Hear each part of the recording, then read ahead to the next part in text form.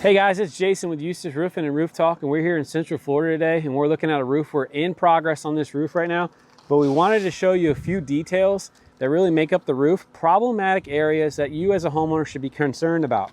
And you don't have to be a roofing expert to see that this is pretty shoddy work, and this is going to be a problem for this homeowner, and is a problem for this homeowner. And they've paid thousands of dollars to fix this, and this is what they've ended up with. Now, the thing about it is you, the homeowner, can't see this from the ground. So you don't know what kind of workmanship you're getting, but wow, now we're gonna expose it and tell you how to fix this so you don't get trapped like this homeowner. So we're gonna remove all this, do it the right way, put metal in here, and then show you what it looks like when we're done and what it's supposed to look like, and show you how we're gonna give security to this homeowner that they know their roof is gonna perform and they're not gonna have to worry about problematic areas in their roof any longer. And we'll show you what that looks like so you can protect yourself as a homeowner and understand the roofing process. What's up, guys? We're back on this roof.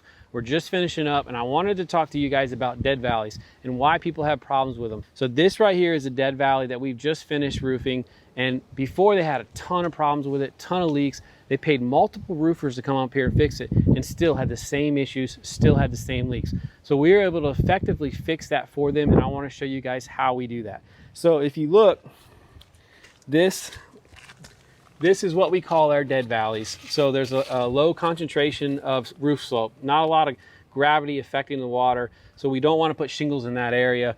We don't want any fasteners, penetrations, anything like that. And what usually happens is in this corner right here, this is where you get your roof leaks.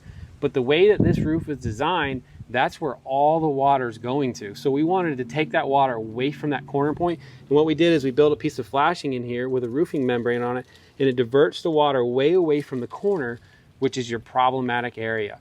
And also what we did is we came in here and cut the wall with a grinder and then embedded the metal into it. So when you get those hurricane winds, it's not gonna get behind your flashing. What's cool about it is if you look at the metal, it's a customized metal that we made in our own CNC machine, and it matches the shingles. So it looks really nice, it's really appealing. You can be effective and appealing at the same time in roofing. And what's also cool about it is you can't even see this area from the ground. And so we still feel like it's important to make that area look good. And it does it for a lot of reasons. Number one, you owe it to that homeowner to give them that quality job that they deserve. But you also owe it to your employees to let them know that we hold ourselves to a higher standard and that everything that we do matters. And so this is a good example of how we do our dead valleys, take care of these problems for this homeowner.